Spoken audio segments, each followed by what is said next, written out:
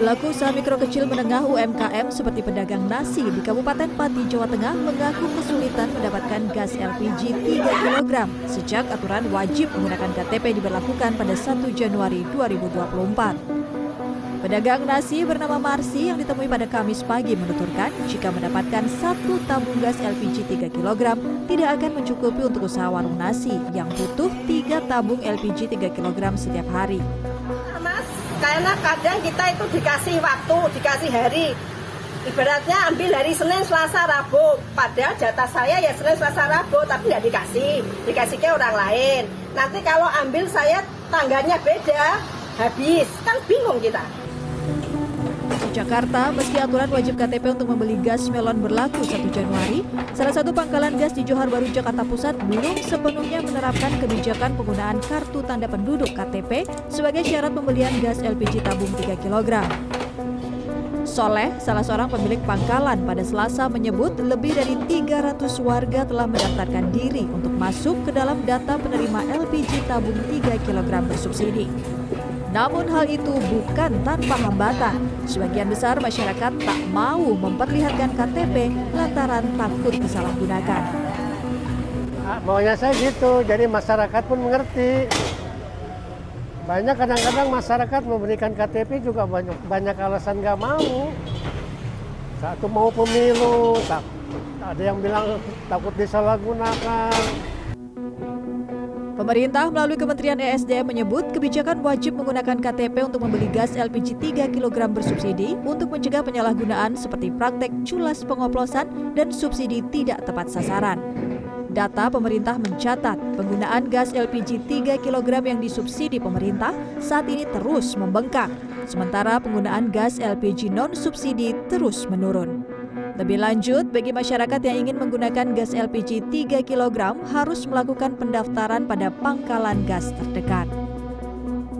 Ya, untuk itu kami mengupayakan untuk bisa terjadi semaksimal mungkin LPG PSO itu untuk masyarakat yang berhak. Nomor satu. Dengan itu konsekuensinya adalah subsidi transformasi, ya, transformasi subsidi ke orang itu adalah suatu keharusan. Direktur Jenderal Migas Kementerian ESDM Tutuka Aryaji Rabu siang menambahkan selama pendaftaran yang dibuka Maret hingga Desember 2023, 7,1 juta konsumen terpantau mendaftar secara langsung atau on demand di pangkalan-pangkalan penyalur untuk mendapatkan LPG 3 kg bersubsidi. Artinya, pelanggan tersebut tidak atau belum terdaftar dalam program percepatan pensasaran penghapusan kemiskinan ekstrim atau P3KE pemerintah. Tim Liputan, CNN Indonesia. Apakah penggunaan KTP dan juga KK untuk membeli gas LPG 3 kg merupakan solusi yang tepat? Akan saya diskusikan bersama dengan Ketua YLKI Tulus Abadi. Selamat malam Pak Tulus. Ya, selamat malam Mbak Esa. Pak Tulus, sebelumnya YLKI ini pernah menyatakan bahwa salah satu masalah kelangkaan gas LPG 3 kilo karena terjadinya penyimpangan distribusi. Salah satu solusinya yang dilakukan adalah dengan kalau beli harus pakai KTP dan KK yang sekarang diberlakukan. Apakah ini tepat atau tidak menurut YLKI? Ya, pertama kita berangkat bahwa komoditas LPG di Indonesia itu kan memang anomali ya. Anomali karena di satu sisi ada LPG 3 kg yang subsidi dan LPG non subsidi yang juga beda. Sementara disparitas harganya sangat tinggi. Sedangkan kualitasnya sama gitu.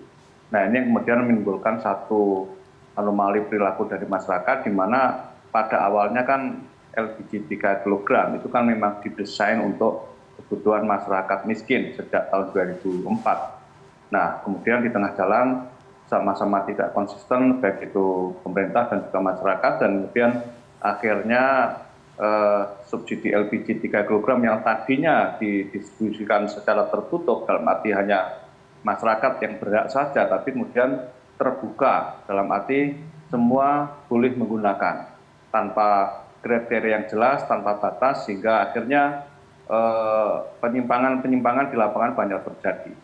Mengapa? Karena harganya murah dan kualitasnya sama. Ini yang kemudian waktu itu banyak masyarakat yang tinggal di apartemen menggunakan gas LPG 3 kg, atau restoran-restoran besar juga menggunakan LPG 3 kg, padahal itu adalah untuk kelompok menengah bawah, rumah tangga, ataupun usaha mikro. Nah, ini yang sebenarnya upaya pemerintah ingin menertibkan dalam arti mengembalikan jalur semula. Sebenarnya ini sesuai dengan mandat dari Undang-Undang Energi, bahwa subsidi energi dalam hal ini adalah gas LPG itu memang dibolehkan, artinya mandat Undang-Undang Energi, tapi kepada masyarakat yang tidak mampu. Nah, sekarang persoalannya memang bagaimana kemudian pemerintah mengembalikan menjadi distribusi yang terutuh. Itu tidak mudah. Dan kedua, bagaimana pemerintah mengkualifikasi kategori masyarakat yang tidak mampu. Tadi kan disebutkan masyarakat yang miskin ekstrim. Nah, mungkin di lapangan juga siapa yang kategori ini yang kemudian masih menimbulkan satu persoalan tentu saja ya. Nah, ini yang kemudian dianggap sebuah upaya untuk mengembalikan yang semula distribusi tertutup dikembalikan ke distribusi tertutup. Sementara kondisinya sudah kadung terbuka, ya, dalam arti masyarakat selama ini sebenarnya bebas, siapapun bisa membeli.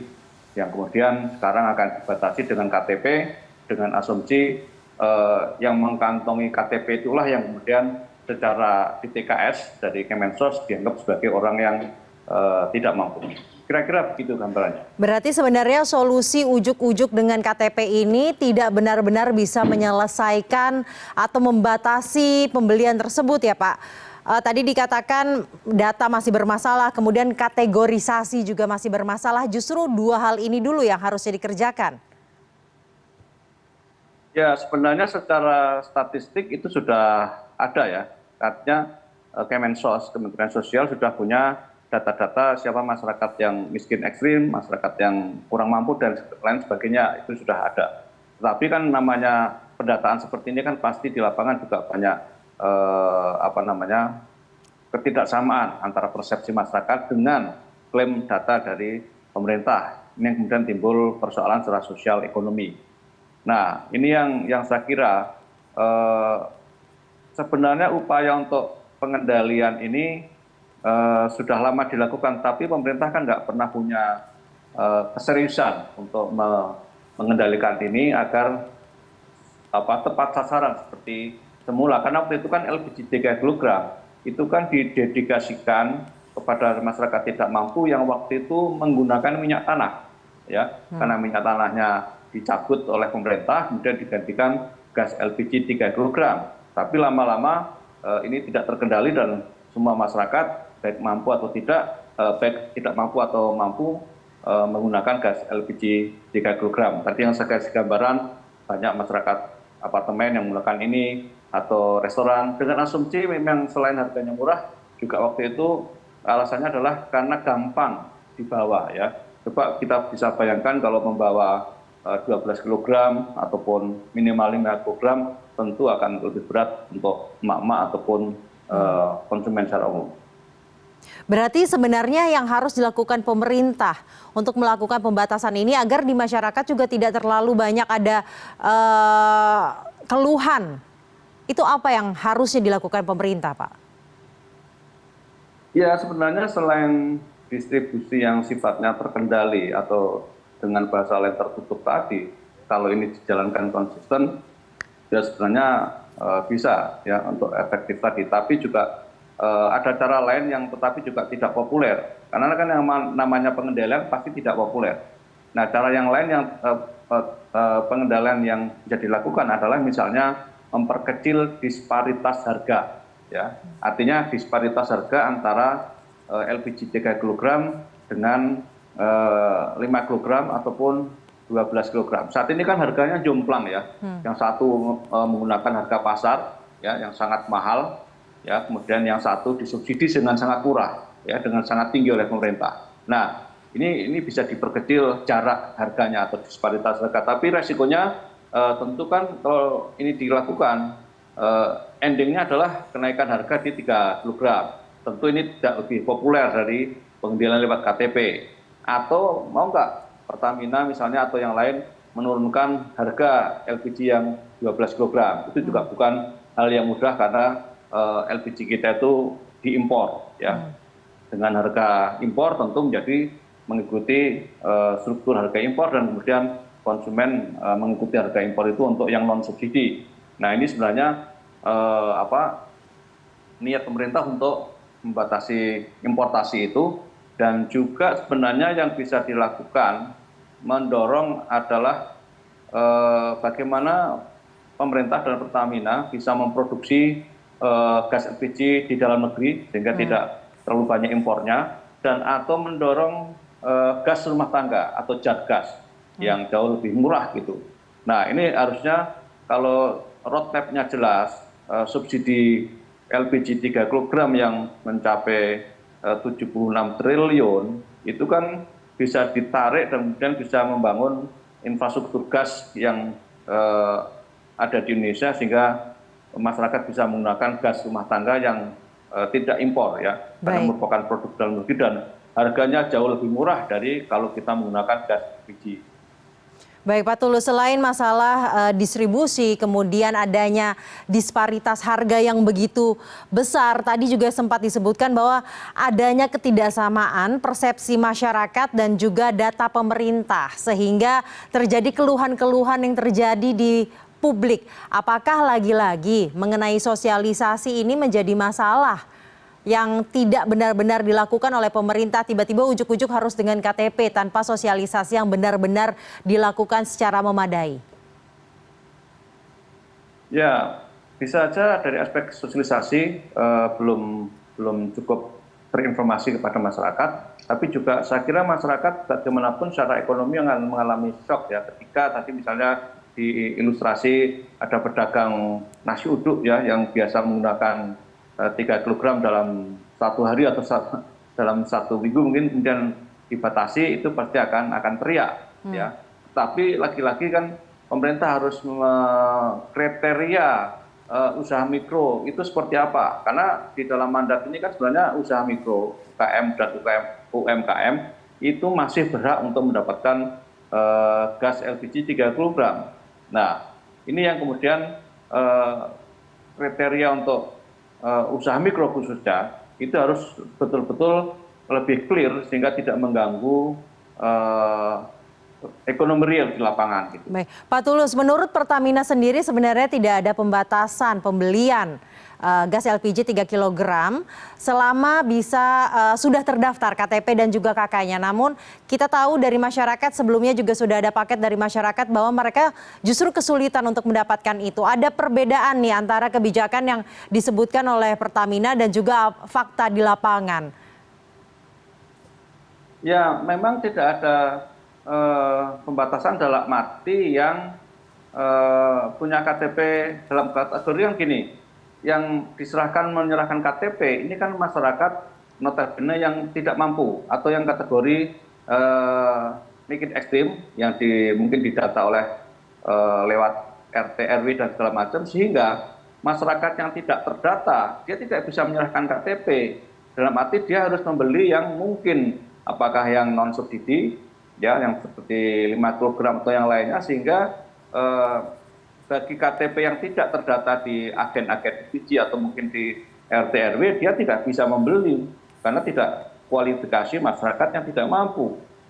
Atau mungkin juga nanti Pertamina atau pemerintah akan membuat LPG 3 kg tapi dengan harga yang keekonomiannya gitu. Jadi ada yang LPG yang subsidi, ada yang non subsidi, tapi itu akan, saya nggak tahu apakah kajiannya sudah dilakukan dan juga mungkin akan semakin menyulitkan karena kemudian di pasaran semakin banyak pilihan-pilihan tapi harganya berbeda gitu. Berarti dengan kualitas yang sama. Baik, berarti fakta di lapangan bahwa tidak semua yang tidak terdata tersebut tidak termasuk dalam atau bukan dalam kategori miskin ya Pak. Justru mungkin banyak yang tidak terdata justru yang membutuhkan gas subsidi tersebut.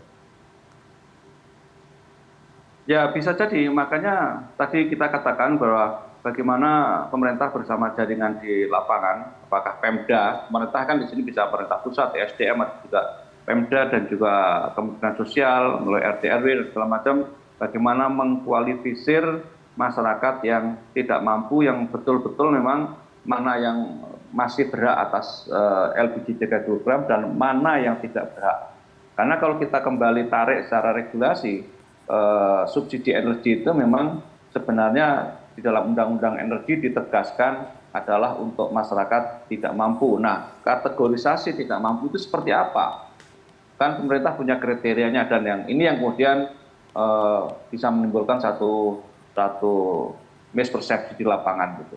Baik, selain sama seperti misalnya pengendalian Pertalite oleh pemerintah juga ya, kita harus mendaftar Pertamina dan segala macam. Baik, selain pengendalian distribusi, pemutakhiran data juga harus terus dilakukan ya Pak, agar benar-benar tepat sasaran gas LPG 3 kilo ini. Baik, terima kasih. Ya, saya kira itu. Ya. Baik, terima kasih Ketua YLKI Tulus Abadi telah bergabung bersama kami malam hari ini di CNN Indonesia Prime News.